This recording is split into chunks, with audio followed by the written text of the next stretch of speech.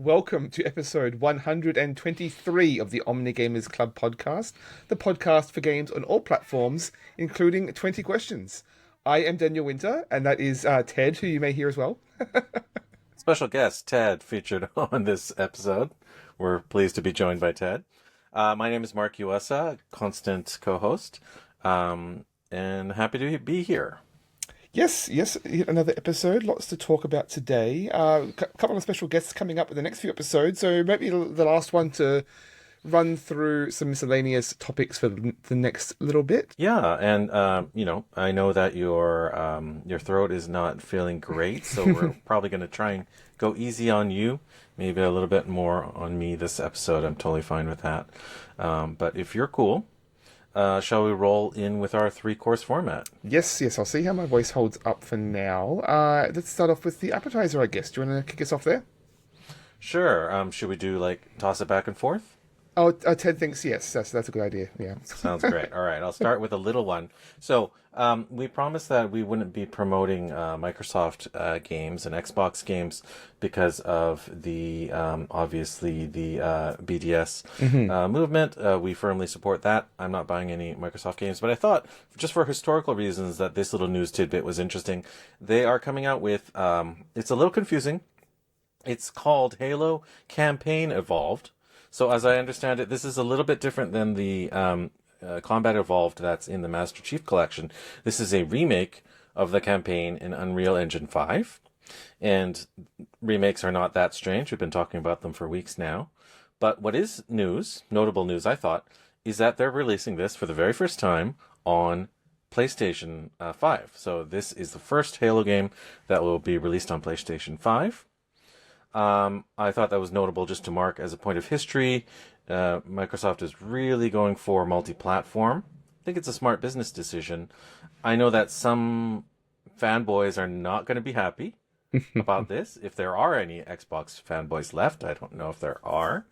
But I think overall for game accessibility and game preservation, I think it's not a bad thing. Maybe there are some Sony PlayStation diehards that have never even touched a Halo, so this would be a good opportunity for them to do that.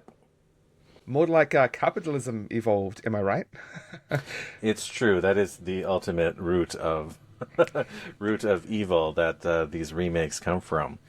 But hey, if you swore that you'd never have a Halo game on a PlayStation platform, well, you were proven wrong just now. Yeah, it's hard to know what the purpose of this is. I mean, we've talked about the Halo games multiple times. We've reviewed the last couple of games in detail, and they've both that series means a lot to the both of us. I like the original Halo is the reason I got into first person shooter games. Essentially, I played a lot of that first game, but that whole series has just felt so misguided and wayward the last few years. It doesn't really seem like they know what they want to do with it. Every game is sort of reinventing itself and throwing things at the wall to see what sticks, and like if in doubt, remake the first game, I guess. But I don't know, as we've talked about previously in terms of remakes and remasters and the sort of the purpose of these, like I don't know what the purpose of this is exactly. They already had that remaster in the Master Chief Collection a few years ago, and like the original game, I mean, it may have dated a little bit by now, but I think that's partly what's lost in all of these remakes and like the pixel remasters and everything, is it kind of homogenizes these series and turns them all into the same, rather than letting us appreciate what was different about these games in their time. Well, in terms of the last remake, which was on the Master Chief Collection, it's been out for a number of years now. It did actually let you play the original in the original format, and in a really cool way, they did it like simultaneously with the remaster. So you just press one button. It took like half a second, but it swapped you over, and you really got to see night and day how the visual improvements were made. So that was really impressive. And I know that some games like, I think maybe like the DuckTales Remastered also let you do that, if I'm not mistaken. So I think that's a format that works really, really well with remasters. In terms of Halo, this is just, as you said, a move to expand the market. Obviously, everyone who has access to an Xbox has already played Halo as much as they want to, maybe more than they want to. as a series, it's kind of lost its way a long time ago. So this isn't really going to do anything to inject new blood into it, but it will expand its reach, excusing the pun, into a slightly broader market. Maybe some people that had never played it before. Maybe it'll reach some people, for instance, in other markets like in Asia, like Japan, where the Xbox is not a popular platform. It is hard to imagine there's a huge number of people who've been sitting out there for 20 years. Oh, one day I'll play the original Halo game, and like now's the time. But we'll see. In other news, for reasons why I'm upset with Xbox, though, I was been looking for games to play on my play co-op with my daughter, and recent guest of the show, Dennis, was talking about Castle Crashes. So I booted that up on Xbox, the original Xbox Live version from the 360 all those years ago, backwards compatible. Apparently, you cannot play that couch co-op. You have to the only option is download a profile. You can't just use a guest account. You have to have a Microsoft account just to play couch co-op with that game, which is a little ridiculous, I think. So that was a failed experiment there. So not playing that's Xbox. Pretty frustrating. Yeah, I mean, I guess you'll have to buy it again, right? I mean, that's how Nintendo does it. That game has also been remastered recently, so yeah, I'll keep an eye out on that. There you go. You want to tell us about some more news? Yeah, well, just a couple of quick updates from last episode. Firstly, we reviewed Phantasy Star 2, and I just wanted to give a quick update in that I had gotten to the point that you'd sort of hinted at. There's a big mid-game twist, a big story beat in that game, which I hit and was quite effective. Unfortunately, I then managed to soft lock myself into the sort of the boss battle as part of that, and that's something I've really struggled with. We haven't talked about in terms of these retro games. Is there's these sort of save states which can be very helpful and a lot more flexible compared to the original save modes of these games. But it's not always clear. It's easy to accidentally misplace those save states or hit load instead of save. I found that even on the Nintendo Online, switching between save states and the in-game save slots, it's not clear. Bouncing back and forth, you can't really mix and match those things. You've got to commit to one or the other, really. And I've missed a couple of games that have. It's not been clear what's been saved exactly, so I'm gonna have to be a lot more careful with that in the future, I think. For now, I mean, I was enjoying Phantasy Star 2. I think I'm gonna have to drop it. I think I'm gonna skip forward to the fourth game, which I've heard is the best in the series by reputation and is on Nintendo Online. So I'll probably jump to that next and double back to the previous games eventually at some point down the road.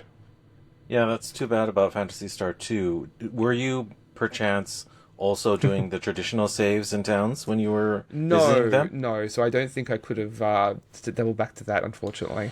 That's unfortunate because in an emulator, if you had been doing that, you could always reset from a save state, which would take you to the traditional opening menu, at which point you would have been able to load your last save from a town, which may have saved you in that case.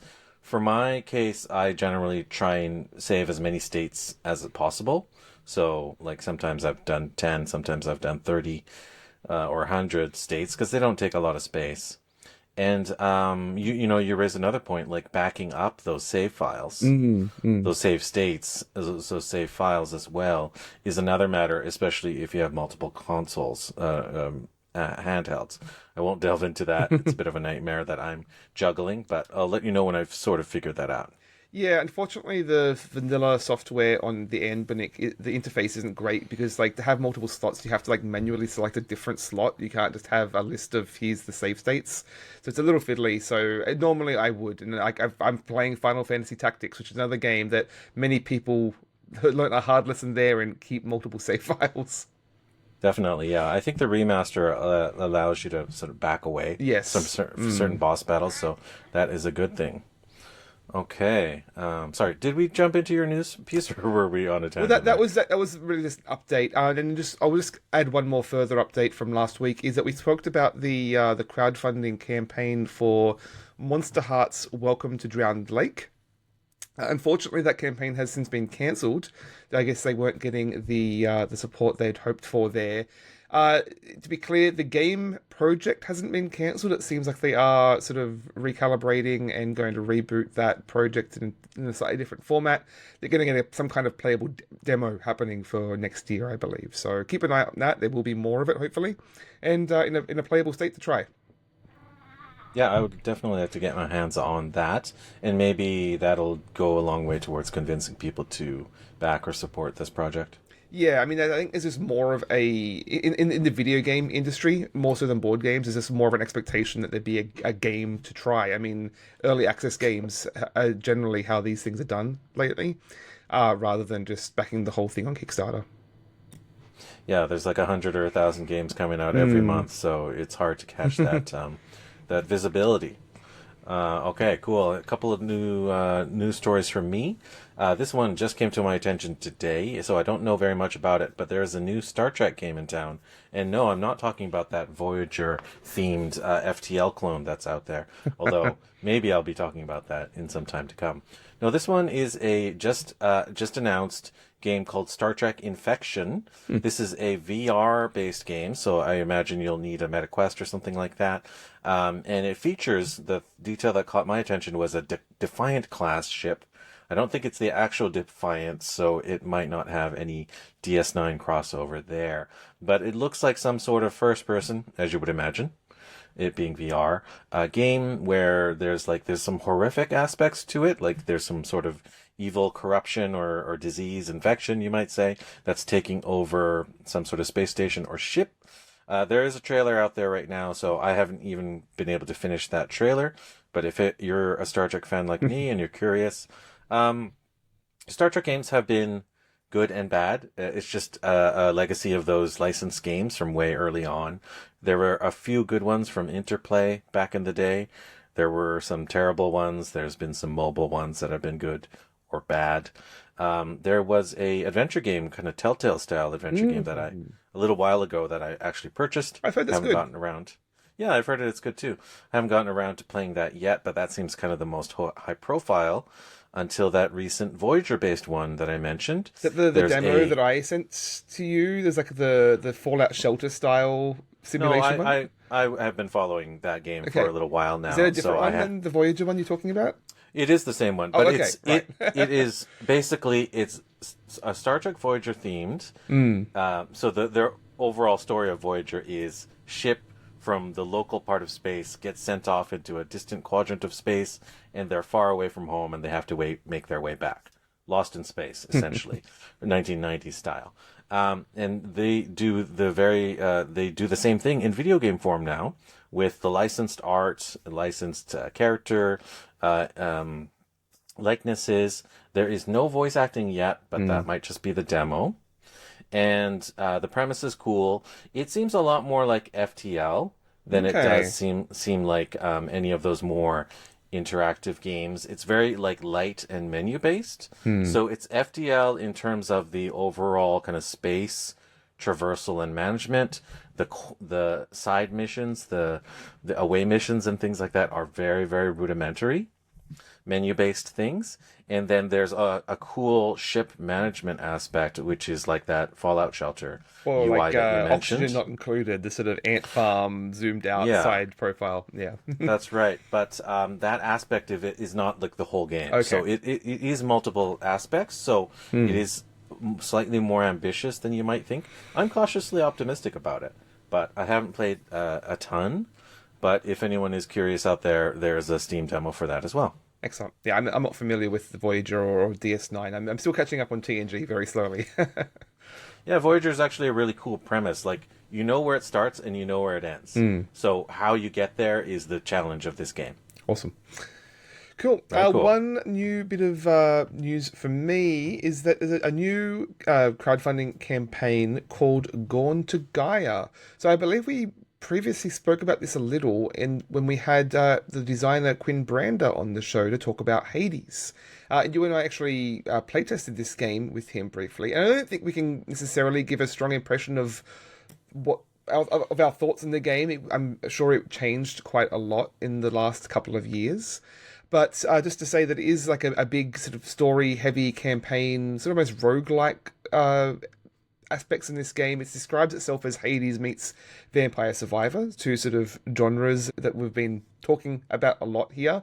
So lots to enjoy there. My memories of it did include this really strong system of basically these tactical battles, but over the course of the battle, you were getting these upgrades, like semi-random upgrades for particular weapons or armor. So you were sort of improvised tactical sort of improvements as you went over the course of this game and the campaign. So take a look at that. It's on GameFound right now. The other strong bit I remember it was that it also had a lot of like story elements in the town building aspects, and quite a strong sense of the writing and the world building. That is still here, obviously, and they've added a dating sim expansion to further flesh that out, if that's something you're looking for. Right, and we should emphasize that this is a tabletop game, if some of that is sounding more video game style. It is a tabletop game. Quinn Brander, like we had on our guest, he is the designer of Rebuilding Seattle. Is that the name? Yeah, and they rebuilt another city. Is it Chicago? Rebuilding Chicago, I think. Yeah, I think so. I don't know if that second game is out yet. But yeah, he's a really cool local designer here. Not local anymore. Yeah. He moved to Finland, and I'm so jealous. When we interacted with him, he was a local. And yeah, I thought there were elements that were really cool about that game. Really promising, let's just say. So I'm excited about Gone to Gaia as well. Awesome. Okay, right. Any more news from you? Yeah, one last quick news story from me. I mentioned handheld games the other day, handheld platforms. I want to just spread some news about a new app for Android-based handhelds, like my, do we have here? We have my Retroid Pocket 5. This app will also work for any other Android-based device, such as a phone or tablet. So this might help you if you already have one of those such devices at home. So this app is called GameNative, and it's a free app. And what it does, it's a sort of a translation layer that lets you play Steam games on an Android device. Yeah. So why would you do that if you also had something like a Steam Deck, or in my case, a Lenovo Legion Go? Well, you don't have to do it at all. But or let alone a laptop. But here's a scenario for you, sort of like what happened when my last vacation during the summertime. I spent a month in Japan. I didn't have a lot of room to carry stuff, especially while I was in a car trip across the country. So I just had my backpack and just a tablet. And if you have just that, well, maybe you want to play some more lightweight Steam games, some more indie games that you've been meaning to get to, or some retro RPGs, or something that's not too taxing, but you still wanted to try out. Well, this will let you do that. So that's GameNative, and basically it's free, and you just have to scan your. Well, you can log in any way you want to Steam, but there's the two-factor authentication method, which I use, certainly, and that's pretty secure because you can't fake that, right? You need the two-factor authentication. They can't steal your password per se, because you're not providing them with one. So if you enable it right, you have to configure some settings. So this is not plug and play. This is for kind of nerds like me that are happy to play with settings and things like that. But if you set it up right, then you can get some of your more lightweight PC games running on an Android-based device. And a lot of those tablets, you can just Bluetooth a controller to it, put it on your airplane tray table, and you'll be playing some of those PC games that you've been meaning to play without even having to have a PC with you. So that's GameNative. I think there is a competing product or something that does something similar called Game Hub, if I'm not mistaken. And that one is backed by hardware accessory maker GameSir. But there was a little bit of online buzz about that, maybe doing some dodgy stuff with like IP and licensing, and maybe even some security issues. Like they were gathering a lot of online telemetry that was unnecessary. Right. And the GameNative, I think, is a little bit less dodgy than that. So try at your own peril, perhaps. Yeah, I'm definitely not game enough to try these until everyone sort of noodled at with them and made sure that they're by the by, and no thing to be concerned about security-wise there. So, yeah, it sounds like another option if you're willing to tinker and try and experiment a bit. Sorry, this cat is really full of it tonight. Just our third chair at the podcast. Yeah, definitely. Don't expect this to run your hot shot games. You're not going to be playing Cyberpunk 2077 on your Android tablet or phone, but definitely lightweight games. I was just showing, I think, 20 minutes to Dawn, which is really bite size. I figure if the game file size is under the RAM limit, then it'll probably just run just fine. A ball pit that I talked about last episode, fairly low input game. I guess it would probably work pretty well. There you go. All right, that's it for me for news. Shall we move on to the main course? I guess so. Alrighty, main course. Should I start us off today? Please. Okay. So lately, I've been in the mood for some word games, and I've never been a huge fan of word games, or more to say, I've never been very good at word games. I've, stomped by my grandmother at Scrabble one too many times, I guess. But I've recently, started to feel a little bit self-conscious about, vocabulary and maybe leaning on the same words too many times, and started to explore some word games that are out there, messing with some crosswords and whatnot, board games, digital games, and that like. So when I reached for, especially, in Halloween season, and I grabbed Cryptmaster. So this is a video game from Paul Hart and Lee Williams. So it's just the two guys as far as I know, but published by Akupara Games, released on May 9th, 2024. So, I mean, to look at that, this is basically a first-person dungeon adventure game in the line of wizardry or Fantasy Star 1, I guess. There was a series I was playing on my Switch last year that was also like mapping out a dungeon. But basically, it's a long... Etrian Odyssey, That's the one, yeah. There's a long genre history here. The trick here is it's that you're largely interacting with the world by typing. There's a sort of nascent subgenre of typing games. Typing of the Dead is a big one I've heard a lot of love for. I spoke about Noise 1, a very indie game I really enjoyed last year. Not something I've ever been particularly drawn to either. I mean, I know typing games are distinctly different from word games. There's definitely a bit of a crossover here, though. So, I mean, basically, the broad premise here is you're playing as these four undead heroes. You've woken up in the catacombs by this necromancer, the eponymous Cryptmaster, and he's sort of controlling you by some method and encouraging you to go to the surface. What his motivations are remain unclear, but you're trying to... It's basically subversion where you're ascending out of the dungeon and trying to get back to the real world, essentially. And you are these zombies who can't really communicate but can just type words onto the screen. And it really does... You're interacting with this world in a lot of different verbs, basically, because you move with the keyboard, but other than that, everything else you have to type, whether it's to buy something with a merchant or just to accept or reject an offer. You have to type yes or no for every little thing, so quite involved there. The art style you'll immediately notice is very monochrome, essentially. It's all in black and white, reminiscent of like a lot of the early D&D monster manuals, like Fighting Fantasy, I believe, was another big influence there. So very retro. I mean, I've been reading through the manual for Mothership, which also does that sort of very monochrome, classic illustration style. So before I get any deeper, Mark, I believe you've played a little bit of this. A little bit is right. I played, I knew you were covering this, and I had seen it before, so it was already downloaded on my system. I played 10 minutes of this exactly before we started recording. That's very fresh in my mind. And I'll say that this game has a very unique look. It's entirely or like 95% black and white, which is very stark, but cool. Like there's a little bit of texture work in there. So visually it's quite nice.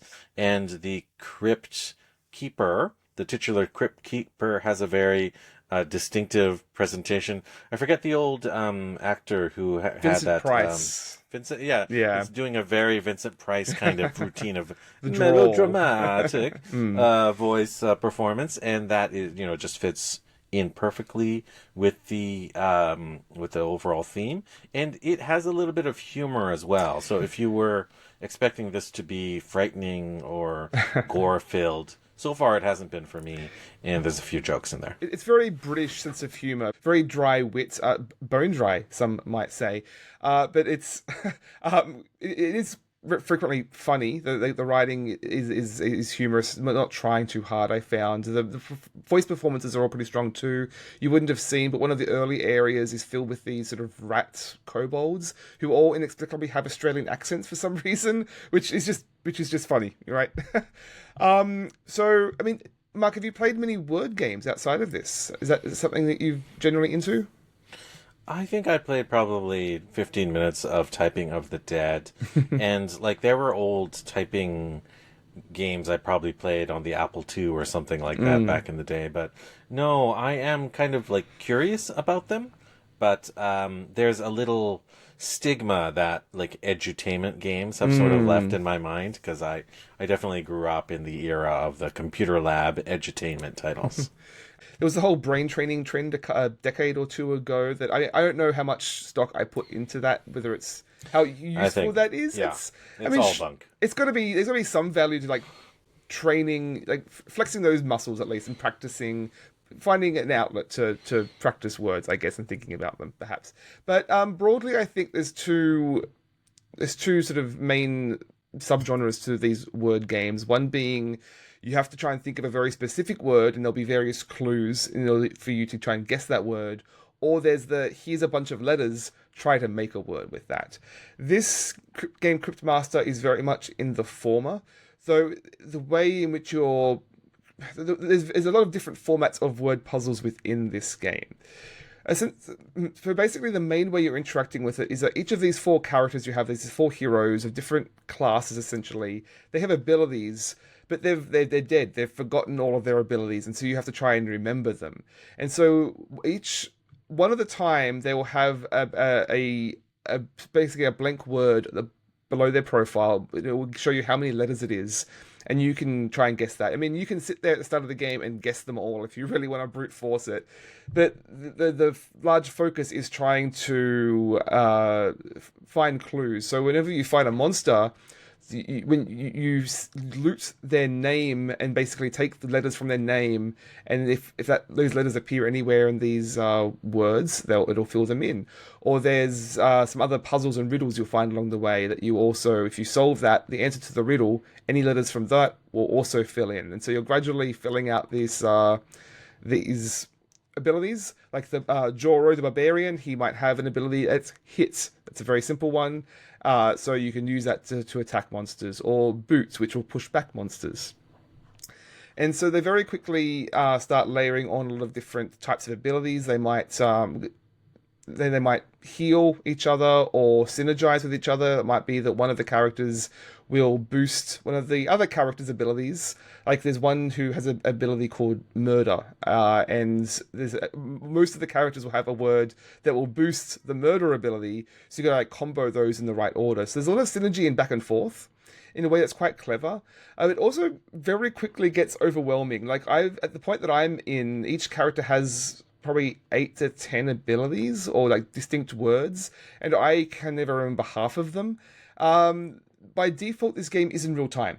Like when you're fighting a monster, it is like turn-based, like in the sense that each character has a cooldown timer, but that timer is acting upon in real time. So if you just stand there, the monster is eventually going to attack you on a set timer. There is a turn-based mode that I've tried, experimented with, and it does slow things down quite a bit. The game recommends the real-time mode. It is, as I said, very overwhelming though when you're learning all these words and trying to memorize them. Maybe some people are just better suited for like that form of memorization. Personally, I struggled a little bit with that. Yeah, the combat was remarkably stressful, even though I only did the very first one. Sort of like what is that? Legend of Grimrock or whatever. Another first-person RPG. The movement it's a bit strange. It seems like it's not turn-based. the map movement, it doesn't seem to be turn-based either. It is for the player, but it's not for the monsters. Like, they seem to be moving independent of whether you move or not. And then, I did, like, hit or something to initiate the combat. I slashed at the monster, and then, like, that was the only attack that I'd figured out. I figured out, like, hit and yell or something like that. And so I tried those both, and then the cooldown timer you mentioned came up, and I was like, I don't know what these other attacks are, because it hadn't come up yet. And it's remarkable how stressful it is to come up with even just 3 or 4 letter words. And, you have a lot of restrictions, right? Like, these are all going to be verbs, pretty much, initially. So, like, you should be able to come up with those easily, but in the heat of the moment, I wasn't. Yeah, and like most of these characters have like a very simple 3-letter word that will start them out, and then they get more complicated down the road as they get more involved, these abilities. And I think that's partly the thing for me, is just that the stress level is like just even for the relatively simple words, the stress throws me out to the point that I'll just rely on those simple 3-letter words over and over again. The game does have various motivations to basically prevent you from doing that. You'll very quickly start running into monsters where, this one has a shield with a giant O on it. So it blocks any words with O's. Now you can't use boots anymore, or soothe, for example. So it will sort of force you out of your comfort zone and force you to like try different synergies and experiment with other abilities that you wouldn't necessarily go to. So I do think that's quite clever in sort of coming up with these organic ways of forcing you to just not repeat the same strategy over and over again.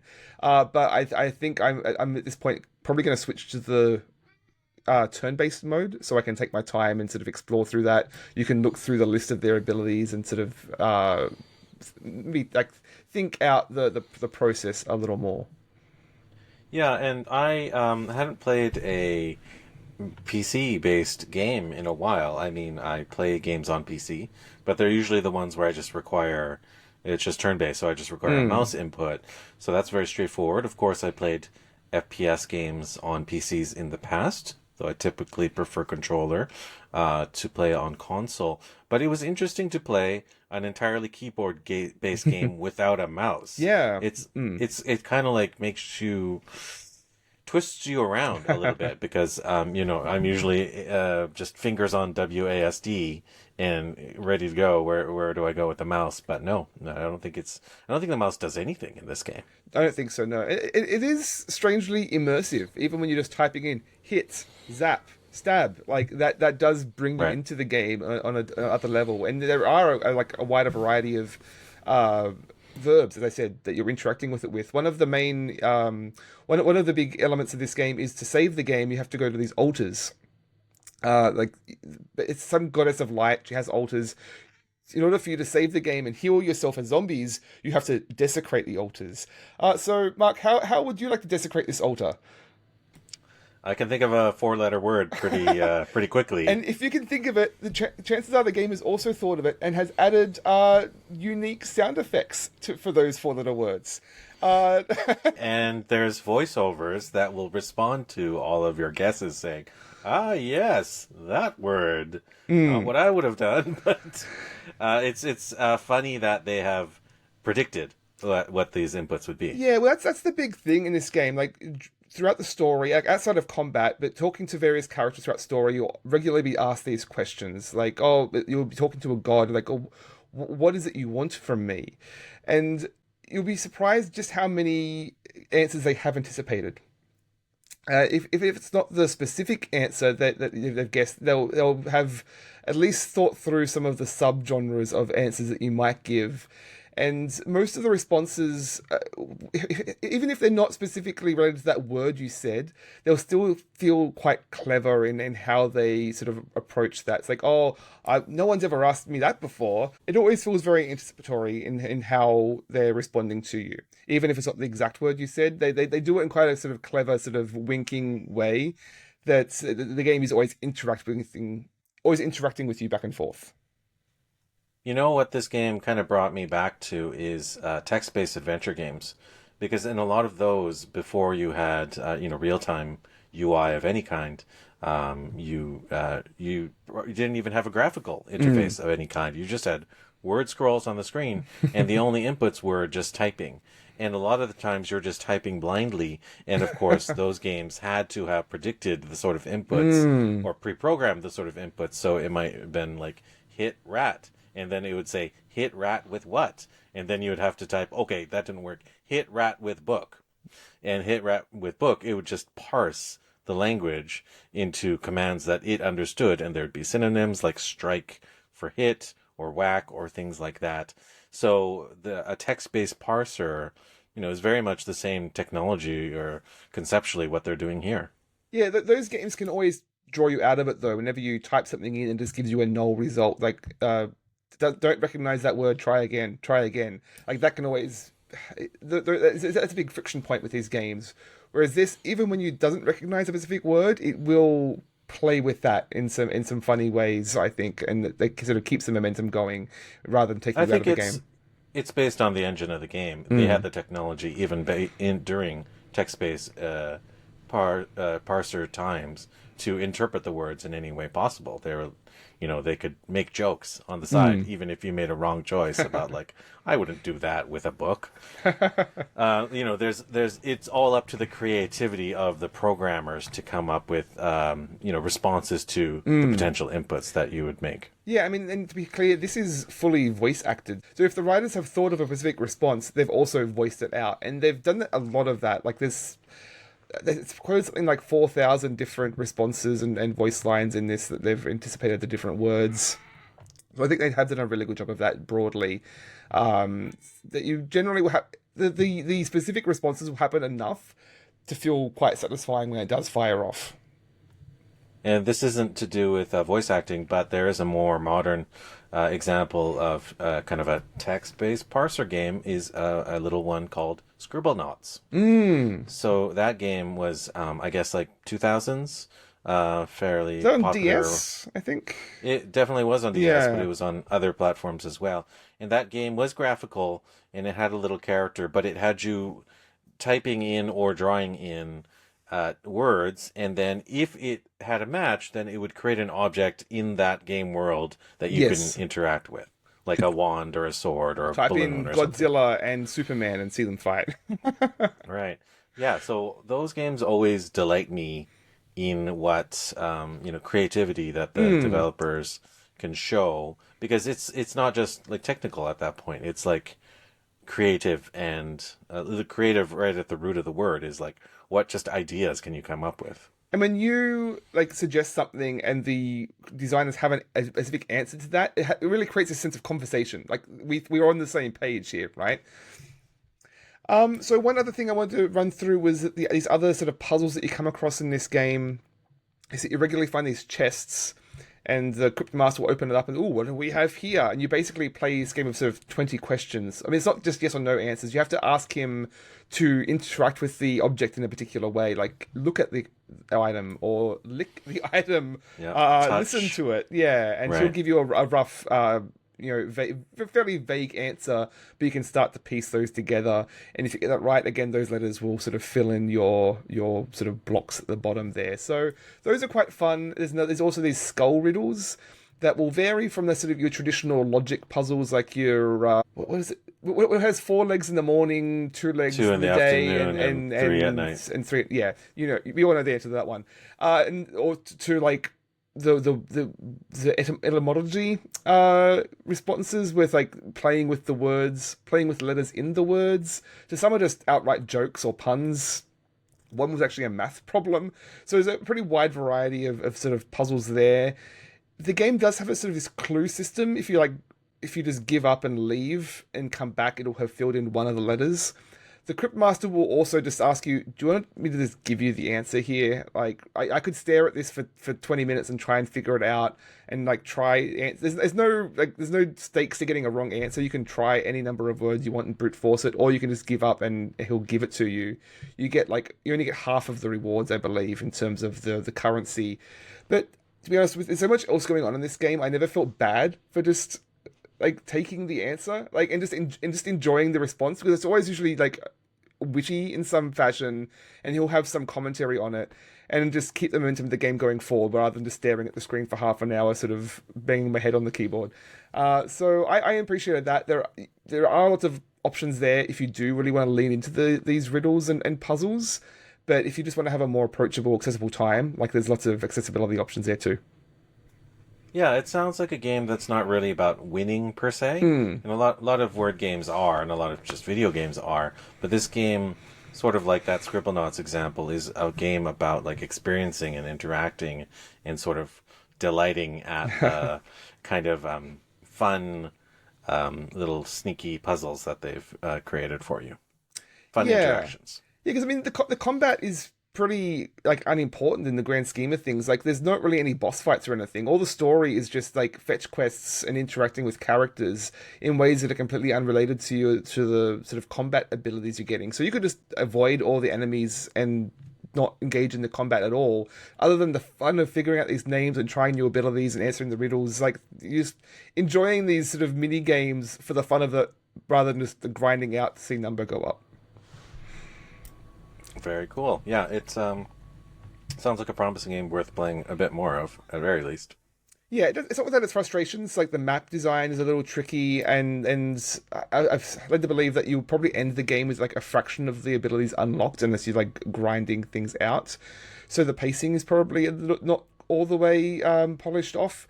But I'm having a blast so far. So I think I'm like halfway through the game, probably. But the writing is top notch, and regardless of how you feel about word games and how clever you are, there's something to be enjoyed here.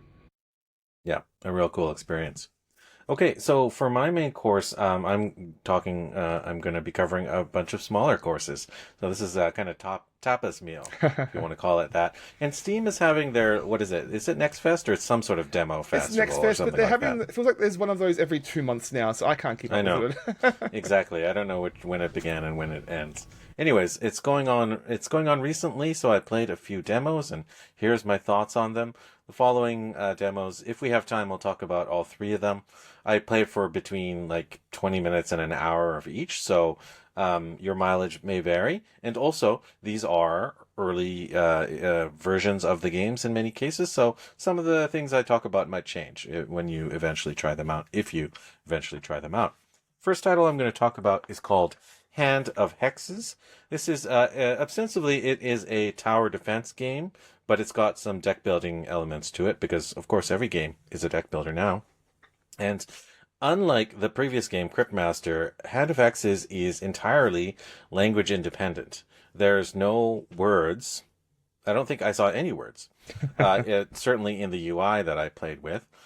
So it's got iconography like, arrows and X's and skulls and things like hearts and stuff like that for all the various things. And this was a little bit frustrating during the tutorial because it's a new game to me. Because this game has no words, they've taken to the nth degree. It doesn't even have any instructions, at least not any written ones. No tutorial? Okay. There is a tutorial, but they don't tell you anything. They just point you at stuff. So the way that the game is laid out is it's very much like a over-the-top traditional tower defense game, but it's grid-based. So it's entirely based on squares as opposed to a more kind of organic flow. And there's a kind of a monster generator, and then there's the monster tower. And the monster tower, or whatever the goal that whatever you're defending is a cat wizard. So another kind of plus to this game is that you're playing a kind of cutesy cat wizard. Not anthropomorphic, by the way, just like standard old, just cat. So that's kind of awesome. And the bad guys are a range of cute, cartoony, hand-drawn monsters Looks or sort of papercraft, enemies. Art style. Very much hand-drawn, kind of doodled. Like the first monsters the enemies that you get attacked by are plague doctors, and then there's knights, and then there's who I call the KKK healers, who are these kind of guys wearing kind of pointy hat ghost outfits, but they heal the guys around them. So the cool aspect of this game is that the path that they take is not necessarily prescribed. They're going to take a kind of an optimal path between the start and end. And there's even a little preview, and it shows you which path it'll take. But the towers that you drop can stop them, can become barriers. So you can actually create the route that they'll follow. They can't go through, and you're also not allowed to put down a tower if it blocks all the paths forward. So you have to enable at least one valid path forward, but if you somehow do, then anywhere you place stuff is valid. So you gain a certain amount of resources generates from 0, and it generates every 30 seconds or something like that in real time. So you just can't spam the buttons even when you're dealt a hand of cards. And you have to spend a certain amount of currency to even draw a new hand of cards. So there's a little bit of timing, there's a little bit of strategy to it for an RTS that's card-based. That's kind of cool, I thought. The towers, the type of attacks are mostly just different directions on an arrow. Some just go left, some go down, some go at diagonals, and some attack perimeter, kind of an area around the tower. So nothing too outstanding there. But this game is not really really innovating in great ways. What it's doing is it's kind of like charmingly very in an understated way, bringing some of these tried and true mechanisms together and creating a fairly kind of casual, lightweight kind of blend of these various features. So I mostly enjoyed what I played. I wasn't blown away. I'm not beating down the door to play this, but I will just come right out and say that I did wish list this game. And I don't know how much this game costs, so your mileage may vary as well. So I would, the thing about this game is that this game is more about, as opposed to a real-time game where you can play this multiple times over, I think this is essentially like a puzzle. Like, I think there will be an optimal solution for each map. And some of these maps are devious, by the way. But I think there is going to be an ultimate solution. So once you figure that out for map 1A, there's really no point in playing that again. So if you're okay with that, if you like puzzle games with a slight real-time action-y element to it, go ahead and check this one out. But I don't think this is going to be your forever roguelite like Slay the Spire or something like that. I think it'll have a beginning and an end, and that's cool. Yeah, I've never had a huge love of tower defense games, but I do prefer that sort of puzzly aspect rather than the min-maxing optimization of the sort of synergies and everything. So if it's more of like a pathing puzzle, I can definitely see some appealing in that. Yeah, this is exactly that. Some of the maps were like so devious that they kind of they canceled out a lot of the tricks that you'd learn from previous maps, because there would be like a path that the characters would follow and these little nooks that the towers could go in, but the towers you've been given so far don't point in a direction that would actually make use of that. So you have to be really clever in how you place things. It is keeping you guessing every map, let's just say. Awesome. So I think that's a cool thing. All right, so once again, that was Hand of Hexes Steam demo available now. I'll talk about my next game is another kind of deck builder. This time it's called Glintland. This is a slightly different type of strategy game. It is automation / factory building deck builder. It's got a light fantasy theme, but the theme doesn't really matter. It is kind of like this isometric layout, so not exactly like Factorio, certainly not like Satisfactory. You can kind of think of this as a kind of a cross between Factorio and Carcassonne. I was thinking Carcassonne or like Dwarf Romantic, instead of like the tile laying. So like Carcassonne, it is square-based tiles, and as you would imagine, it has 4 sides, and you have like resource generators that will shoot resources out one of the directions. Of course, you can freely rotate where an item goes, and you might have to put one of those resource generators on a mountain, for instance, if you want to gain ore, or you have to put it on copse of trees if you want to generate lumber and things like that. And there's, as you might imagine, in other factory games, there's kind of fabricators. So you might take the wood, you might chop them into logs, and then you take the logs and you put them into planks, etc., etc., and you route things together with these Carcassonne-style conveyor belts. and Bob's your uncle, then you've created a harp or whatever. So now here's the thing: is there's kind of two kinds of factory automation games in my mind, and ones that are more open-ended, and some that are more puzzly. And this one definitely leans on the more puzzle side. This is based on short levels. So basically, you're gonna be like, "Hey, the wizard wants you to make 50 harps. I don't know why he wants 50 harps, but you need to deliver 50 harps." Or the dwarf wants 37 axes. I don't know, whatever. And so yeah, exactly. So you need wood and stone and crystals, and you have all the parts to make them, and you put them together and you make them, but it is not inspiring, it is not exciting, and the theme seems entirely pasted on. So the theme is not interesting enough to make me feel like it's worth being there, and the exercise is not exciting enough to justify the time that I spent on it. Now, you might be saying, well, Mark, you like games like Satisfactory and you've put hundreds of hours into those games. Well, the thing about those games is that they do have larger goals. So they might have a goal like collect 500 units of X, Y, and Z, and that sounds really boring. But it gives you intermediary goals and it gives you creative freedom before you reach that end step. It doesn't tell you exactly how to do it. Also, you have to kind of fight with the terrain of the world to deal with that. This game doesn't do that. And furthermore, once you've reached that goal, that tier of development, all the things you built, you can build upon. You can build further upon. So you feel you're rewarded by investing your time, and you become proud of what you built. And in this game, all of that is wiped away. You're starting again every mission, level's done. Right? Yeah. Okay. Exactly. It's like you've delivered your 40 harps. Now let's destroy everything you built so far. Melt So them down. it feels quite unfulfilling that way. So this game is sort of boring. The theme is pasted on, and I felt unfulfilled.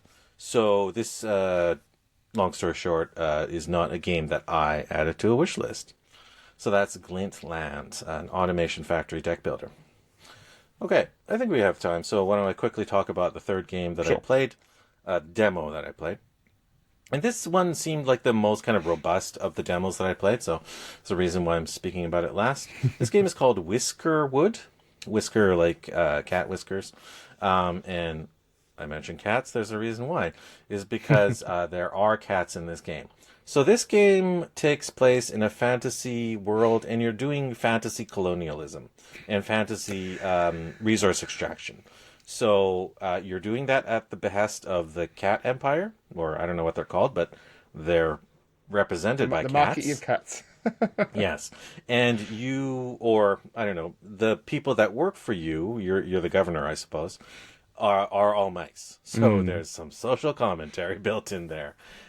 So I don't love the concept of colonialism and resource extraction, but the mechanisms are still pretty fun. You and we played that Against the Storm game a little while ago, right? That had animals in it. And there's also, I think it's called Timberborn. It's a town building game about beavers. Beavers, that's right. Yeah, it's definitely big right now. And I saw this game. I was considering trying the demo. But the thing to me, though, is it didn't look particularly mousy. Like, the aesthetic and everything looked like just any other like colonial town building game. It didn't look particularly distinct in that sense. It does a lot. In that sense, the sort of the animal theming, I think they're doing it to make it cutesy, to cover over the fact that it's colonialism and it's resource extraction. And those topics are not very fun and happy. It's the reason why that game Root is so popular as it is, because if it featured sweaty old dudes and halberds and whatever suits of armor, that probably wouldn't have sold as well as cute mice and cats. So this game is doing exactly that. In terms of gameplay, it is voxel based, so the world is voxel based, but the characters are cute and nicely illustrated. I think they're 3D. They're nicely animated. They're very cute as they move along the terrain. And it kind of looks like a cross between like Age of Empires and Minecraft. And I actually really like the aesthetic of it. It's kind of traditional, but it works, in my opinion. Unlike a lot of RTS games that I played recently, like everything is really like legible. Like it's really clear what's going on. I've said in the past that some sci-fi style RTS games don't make a lot of sense in terms of the technologies and the UI and the naming of things, of buildings. But in this game, you know what a lumber mill does. You know what a farm does. You know what housing is. So all of that stuff totally makes sense. So this game, there is no tutorial for this game, unlike the one of the examples I mentioned before. So if you don't already enjoy the RTS genre, you're kind of going to be lost for this. That said, I think it's overall a pretty gentle introduction. But yeah, be prepared. There's a lot of kind of concepts that it builds upon some of those games that I previously mentioned. Okay, so the cool loop of this game is that thematically it's not cool, but basically you are a governor of this colony. They drop you off on this island, and you have to build it up. You have to extract the resources, and every few days you have to pay taxes, just like the new colonies of England did in North America. And they loved paying taxes, just so you know, a historical fact. So they have to pay taxes to the home country, to the cats. So the cats say, we need this much wood, this much berries, and that sort of stuff. And the cool aspect of this is that that gives you a constraint and it gives you a goal. So not only you have to build up efficiently, you have to build up a certain amount and be able to survive beyond that point. And the cool aspect of it is that you can under-deliver slightly. If you totally fail, you fail. But you can slightly under-deliver and get unfavorable reviews, but you can also over-deliver. If you're super efficient, you basically like get glowing marks, get A+, and they give you some extra rewards. It's like, hey, Governor, you're doing great on this fantasy island. So we'll give you a really nice chair to make your experience that much more enjoyable. And another cool aspect of this is that there are these kind of real-time events. So there'll be these like missions that pop up, and a lot of them, I think most of them are optionals. So they'll be like gain 2 extra workers and do this sort of thing, and we'll give you 2 extra workers, or do this sort of smaller goal and we'll give you these type of resources. And those are cool because it mixes things up, keeps you on your toes. Macro goals, keep you invested and motivated. Yeah, a lot of these RTS games can be quite repetitive and a little bit boring if you feel like you've done everything before, and these events keep you on your toes, certainly. Yeah, especially if it's something you're already going to be doing anyway, then the goals feel pretty redundant. But if it sort of forces you to try something different. Right. One of those goals might be too easy because you just already fulfilled it, and one of those goals would be too hard because you haven't unlocked that technology yet. But one of the aspects of it was quite cool. It was like pirates attack you because you're on an island, and you got this prosperous colony going. Everything's looking great, except this pirate ship comes, and they give you a choice. They say, give us this amount of resources, and we'll let you live. Or you can refuse them. And because I was feeling, a little feisty at that day, I said, no, heck no, pirates, I refuse. So what they did was they sent their cannons flying from their ships. And those cannons flew, and they destroyed half my buildings and killed some of my lovely mice. So that's quite drastic, They called right? you bluff. But also, what a cool mechanism. Like, that's real consequences for being able to deliver or not. Like, what is it going to be? Or maybe you want to allow that to give you an extra challenge. Kind of like how you would let the natural disaster or Godzilla attack your city in SimCity back in the day. And so many times you'll be given this choice, and it just comes down to numbers. Do you pay the 3 wood to ignore the cost, or do you pay 5 gold to do this other thing? Like it's just topping numbers back and forth. Yeah, this game is kind of the opposite of that Mm. because they've done some really nice touches. You mentioned Oxygen Not Included when we were talking about the 2D. I think we were talking about the Voyager game before. But this game is like Oxygen Not Included in the way that all of the people you bring to your island, all the mice that you bring to your island, have names, Hmm. they have personalities, and they have sort of genetic tweaks. So this one's say they are a loner, but they're swift. So they don't like to be assigned to work with people, but they work really fast. And these other ones are like monarchist. So like this is not something that I've encountered yet, but I guess like maybe there's going to be some kind of political aspect Hmm. to the game at a later point. So I don't know where I sit on the. I know where I personally sit, but I don't know where my character sits on the monarchy pro or anti stage yet. I So I know. don't know. I know Against the Storm played with something similar, but it very quickly gets to the point where it's just there's too many units to sort of realistically keep track and optimize those. Yeah, and like oxygen not included, there are reasons where you might not want to accept all of the workers Mm. that they're sending to you because you have to house those workers and you have to feed those workers. So the cost it takes, the resources it takes to maintain them might not be worth the output gains that you gain from them. So these are real interesting choices, real interesting personalities. You feel bad if that character you really like is the one of them that got killed by the pirates. Cannons. So this game, I thought, thematically enjoyable, mechanically really fun, really engaging. Um, just kind of like right up my alley. Um, really solid, if unimaginative gameplay. But if you've been wanting to play a game like this, I don't think you could do. You can do much better than this game. I found it quite addicting and challenging. So I did this game. It is called Whiskerwood.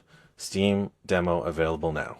So I have been in the mood for one of those games. Been thinking about like the Anno series and things like that, which are very Right? much just you dusty old Yeah. Euro, yeah. Yeah, again, I wasn't sure if how this approached that. So if it's a little more nuanced, perhaps I'll take another look. Yeah, those RTS games about colonization and resource extraction are a little bit dodgy because Mm. those are not universally loved concepts like maybe they were in the past, if they ever were.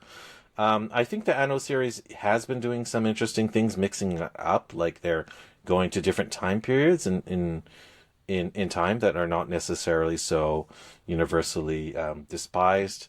They're going all up and down history, sometimes even going into the future, space colonization and things like that. Well, So that's the thing. So many times having animals in your game instead of people or going to space is just an excuse to play with these themes without really addressing these themes and right. critiquing them.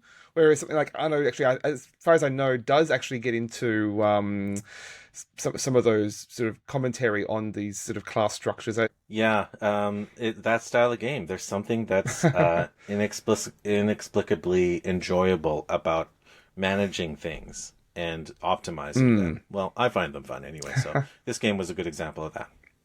Excellent. Okay. Yeah, I didn't see much in terms of demos. I tried a few, but I had to really dig any that weren't like this AI slop or looks pretty low effort. And most of the few I did try didn't really leave much of an impression. There were one or two I wanted to talk about, but maybe I'll save for another episode. Cool, cool. Yeah.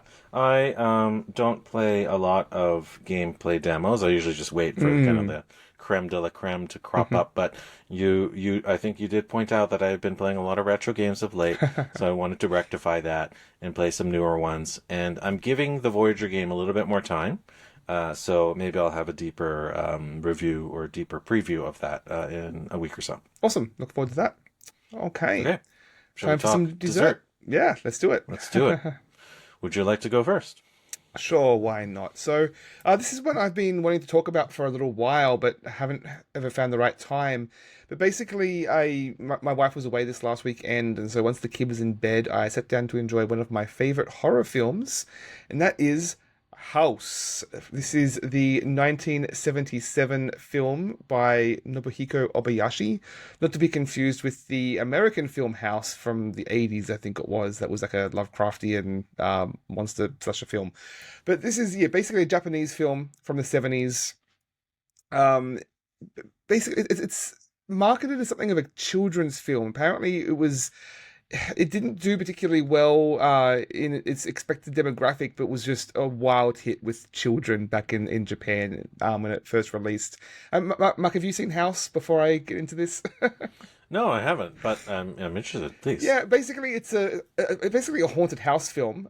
Seven young schoolgirls go to a haunted house, what owned by one of their aunts, basically, and things turn strange with a whole bunch of weird sort of supernatural things going on. It's clearly tied to the Bakaniko sort of ghost cat folklore that I talked about a little bit previously, but playing with a lot of other wacky things here. The thing is, this movie starts out this really saccharine sweets that you would not think is a horror movie at all. The music is all this weird sort of bubblegum pop, and the girls are just also just smiling and silly, and everything's happy and almost too happy in the sense that it's like discordant. It's like the music starts to sort of layer over in sort of very funny ways that can be a little disconcerting, and things gradually ramp up once they get to this haunted house. But even then, it's not really scary. Nothing in this film is ever really like horror. It's a lot of it's almost funny, even though it is like quite graphic, and the girls are like being killed off ostensibly. The graphics and the presentation are all very sort of silly and whimsical, but it's the subtext and the themes remain in terms of some of these sort of darker undertones. It's just a wild movie in terms of it's I think it's the most cartoonish live action film I've ever seen. It's a lot of experimentation and just weird art house experimental film work. The director is obviously having so much fun and just really like making the medium of film this work in so many unique ways that you wouldn't see in any other. So it's just a really like just a love of the genre here. It's fascinating to see some of these like weird like animated cutaways and weird sort of overlays and matte paintings and everything. It's quite strange, and even like it's very clearly all on a soundstage, but in this way that it's almost it's not that the movie very obviously isn't trying to look realistic, but it almost goes so far in the other direction as to look unreal or hyper real in this really like uncanny, uh, upsetting way.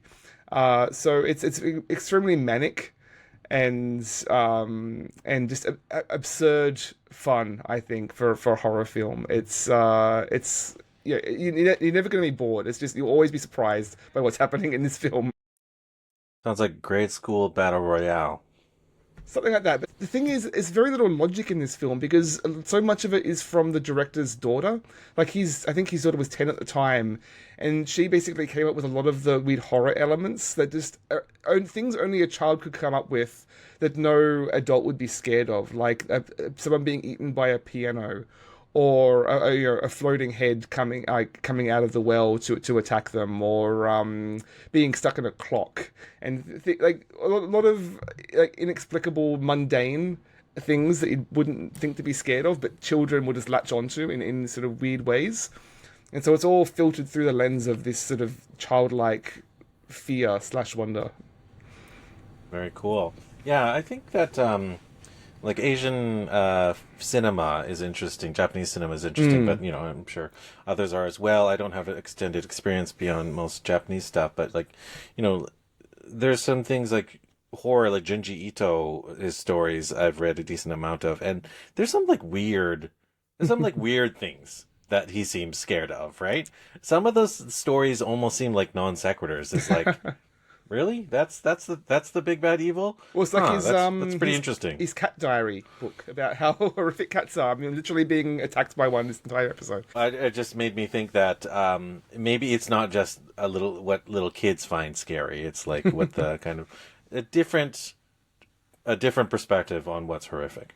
Yeah, it's definitely a unique take. And one thing I was surprised by is, like, I was constantly thinking the music in this film is really strange because a lot of it is in English, for one thing, but it is a Japanese band.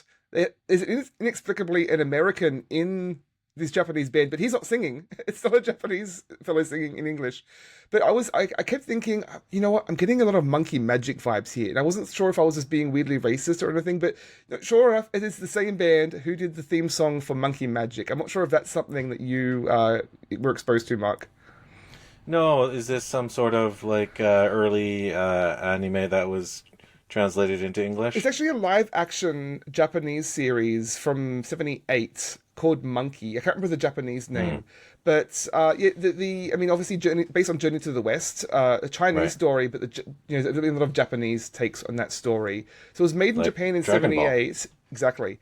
But then the BBC translated it, or like dubbed over it, and so even the original version was still like an English theme song, but it was dubbed over into English by the BBC, and so I saw it in Australia that way, basically. So it's yeah, that's a strange one. I'll have to revisit that.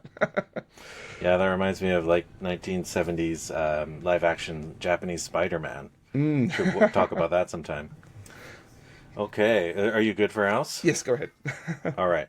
My bit of dessert is going to be, I'll do it really quick because it's only going to really be relative mostly to people here in Vancouver. I went to the Vancouver Art Gallery today. I'm going to talk about some of the exhibits that I saw. And maybe it'll be useful because some of these pieces could go on the road. And there are some international artists here as well. Okay, so the first piece you can only see here is a built-in installation by Jim Lambie. It's called Zobop Color Chrome. This is a colorful pop art installation. You can see on the Vancouver Art Gallery website right now, but you know, just to be there in person, it's a sight to behold. Yeah, it's in the main atrium, and it's essentially covering the entire atrium floor and the kind of winding staircases that go around up to the second floor and the second tier veranda there. And it just like really, really stands out, kind of like, as you might imagine, it's colorful, it's poppy. Everyone was just like pulling out their phones, Instagram, kind of it's art in the Instagram era. Everyone really seemed to enjoy it, and it's quite cool, especially because I think it's entirely made out of duct tape. Huh. It's basically like really, really But- finely cut and intricately laid out pattern work of duct tape. Like different colored duct tape? Yeah, Okay. like every neon Interesting. neon duct tape and even like metallic silver. So really, really striking. That was a cool piece. And that was just one. The main one we wanted to see was by an artist called Otani Workshop. A Japanese artist, but an artist in residence. I think they were commissioned to produce this exhibit for the Vancouver Art Gallery. And interestingly enough, many of the pieces that were on display were created here in Canada with local materials and local inspiration. Basically, I forget the name of it, but there's a artist in residence house that's used for a lot of movie filming and things like that. It's on Deer Lake Park Lake, and it's you'll notice it if you see it. And basically, Mr. Otani was invited to live here for a while, I imagine, and create some of these pottery pieces. So the exhibit is mostly pottery with a little bit of painting as well. And I think that this exhibit is particularly great for fans of for kids. It's very like cute creations, characters in both the pottery and the painting subjects. And there's a lot of kids, there's a lot of the artists drawing themselves as a kid. And if you like other Japanese pop art illustrators like Yoshitomo Nara or Takashi Murakami, I think this will be like right up your alley. Really, really impactful stuff, but just kind of colorful, delightful, and kind of like childlike in its interpretation. So that his work mixed really, really kind of like, how did he do that sort of pottery work? These like giant pieces that were clearly had to be fired in a very like intricate manner, and there were like cracks in some of the pieces, and these are new pieces, right? But some of the cracks were filled in with that gold fill, the kintsugi style. Yeah, that's it. Yeah. So like that was really cool to see. It just I don't know, like just really powerful stuff. And it felt Japanese, but it also felt very much of here. Interesting. So very Little unique exhibit. fusion art. Yeah. The next wing, there was pretty much like the other half of the primary wing was another pottery exhibit. It was the John David Lawrence collection. And this is a range of like over 100 pieces, all from various BC potters. This was mostly of the 20th century. There wasn't a lot of like brand new stuff, but obviously this is kind of like a lifetime collection. And it was really impressive work. It's a little bit more subdued, a lot less poppy than the Otani Workshop one, but each piece is kind of like a world in itself. Like you can appreciate it in its own right. There was a bunch of different styles on display, and what was also interesting is there's a lot of like practical pieces, like there's plates, pitchers, vases, but there's beauty in all of them.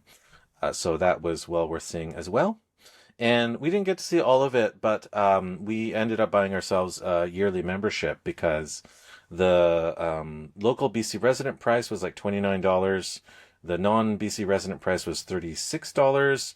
I think it's free for First Nations individuals, which is very cool, to parents and to children. What do they call it? Caregivers. So like grandparents, I guess, or whatever, and children. And the annual membership was only like $58. So like basically 2 visits. So we thought it was worthwhile. And because kids are free, we can bring our kids.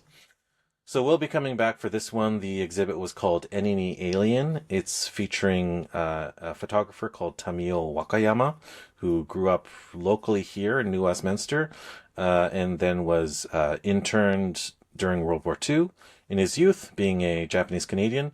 And after the war, remigrated to, I forget the community. I think it's further out in Ontario. It was a community that was at the end of basically the Underground Railroad. So he grew up with a lot of, black kids.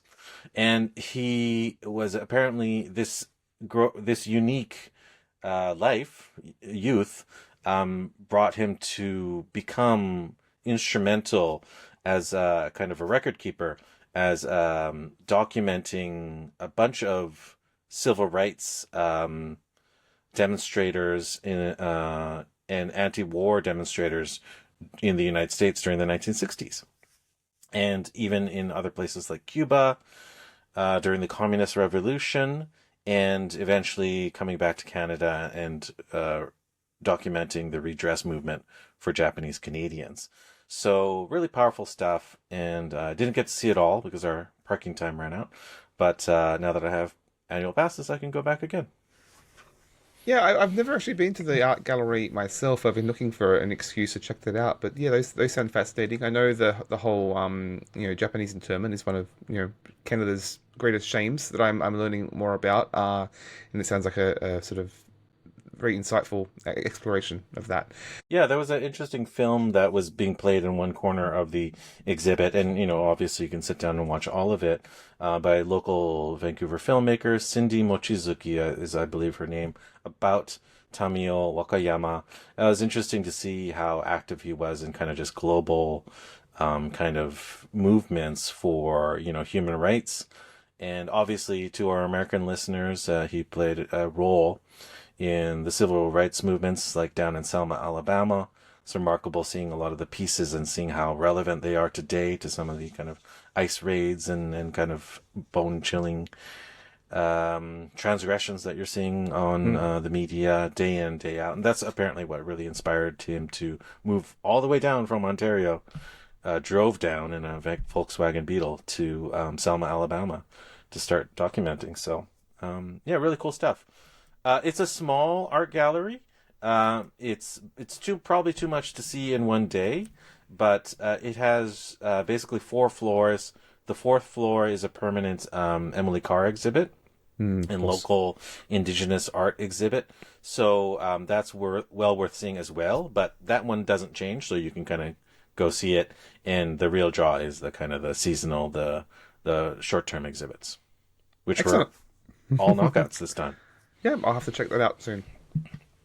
Very cool. Okay, I'm done. My throat is sore. Yours is too, I Yes, imagine. yes, and Teddy's continues to circle. So yeah, I think we're going to wrap it there. All right. So Daniel's voice is just totally lost now. So I guess I'll wrap it up. Thank you all for listening to the show. Of course, this has been the Gamers Club podcast. We'd love to hear your feedback. You can reach us via social media. We're on Blue Sky at omnigamersclub. I'm on social media as markyuasa.bsky.social at Blue Sky. And Daniel, your name is? You can find me at boardgamefeast dot bluesky.social. I guess it probably is. Yeah, so you can find us there. If you have any questions or comments on today's topics, you can contact us at omnigamersclub@gmail.com or at our website, omnigamers.club. That's right. We post our episodes to YouTube. If you haven't subscribed to us there, and if you want to listen to our older episodes, you can catch them only in audio form on a podcatcher of your choosing. We'd love to hear your feedback. It gives us inspiration to keep making these episodes. And join the club. Let us know what demos you've been playing at Steam or what exhibits are at your local art gallery. Yes, thanks for listening, and thanks for putting up with Ted here, who's decided to come back one final time to say goodbye as well. Third leg of the podcast. All right. Special guest Ted appears again. So until next time, folks, I hope you have a balanced diet of games. Thanks. Bye. Cheers.